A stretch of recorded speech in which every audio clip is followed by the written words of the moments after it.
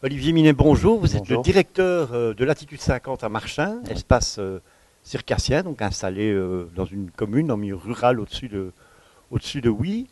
Alors, on a, on a évoqué la situation spécifique de Bruxelles, on va évoquer la situation spécifique de la Wallonie. Vous avez aussi le sentiment que ça a bougé dans les arts du cirque ces dernières années? Ça a fort bougé et je ne peux m'empêcher de me poser aussi la question du positionnement des arts du cirque dans ce secteur qui pour l'instant est art du cirque rue Forain.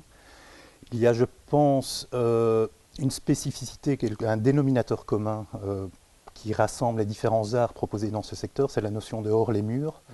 En tout cas, à la base, le chapiteau et le cirque est quelque chose d'important. C'est vrai qu'on est beaucoup dans des propositions circassiennes qui ont tendance à rentrer en salle ou à travailler en rue. La défense du chapiteau en Fédération Wallonie-Bruxelles n'est pas évidente, probablement par manque de moyens aussi. Donc voilà, donc comment faire vivre ces différents arts au sein d'un même secteur? Je n'ai pas la réponse, mais en tout cas, c'est une question qui est présente.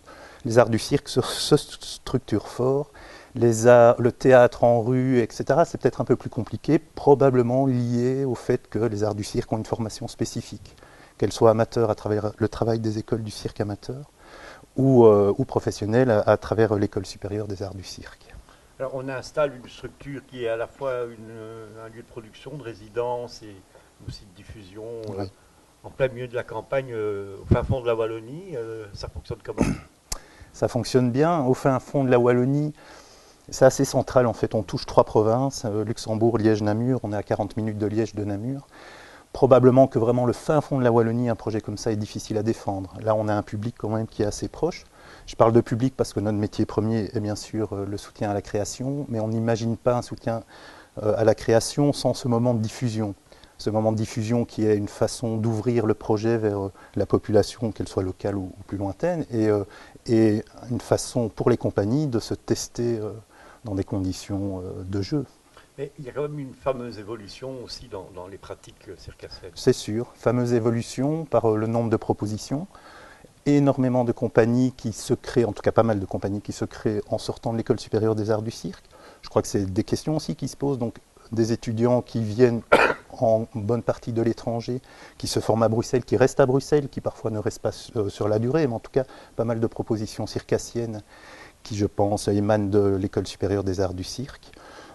Voilà, avec un manque au niveau de la formation, c'est ce trou entre les écoles du cirque amateur et l'école supérieure des arts du cirque, et donc une réflexion est en train de se mener autour de la création d'Humanité Cirque, qui ferait ce lien entre les écoles amateurs, l'école supérieure, et donc peut-être un peu plus d'étudiants de notre pays qui rentreraient à l'ESAC. Alors pour la prochaine législature, pour les enjeux qui ont lieu en Wallonie autour des arts du cirque, c'est quoi la priorité? Sur quoi il faut appuyer de ton point de vue? Je rejoins les précédents, donc en termes de moyens financiers clairement, que ce soit l'aide à la création, parce qu'il est quand même surprenant pour l'instant, les budgets, on est quand même en dessous de ce qui se fait en théâtre, etc., alors que c'est quand même un art qui demande du temps dans le travail, dans la création. L'aide au fonctionnement pour les compagnies, peu de compagnies conventionnées, beaucoup de demandes qui sont en attente depuis quelques temps et on n'a pas les moyens pour répondre à ça. L'aide au lieu de création, donc donner les moyens de notre métier. Et alors en termes d'infrastructure, très clairement, il y a un manque. L'espace catastrophe à Bruxelles va en partie répondre à ce manque en 2017.